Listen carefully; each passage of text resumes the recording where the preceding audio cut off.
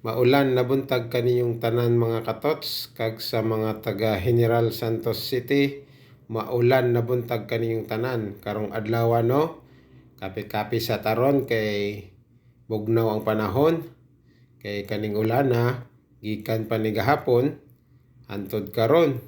Sigig ulan pero okay lang no, kay lipay man pod ning mga sagbot sa palibot sa among balay. Kay nabisbisan gid sila sa mga naga-drive karon sa mga sakyanan, mga motor pag amping no, kay danlog kayong dalan. O before ta mo drive sa atong sakyanan or motor, ato ang i-check ato ang mga sakyanan no, kay para iwas disgrasya.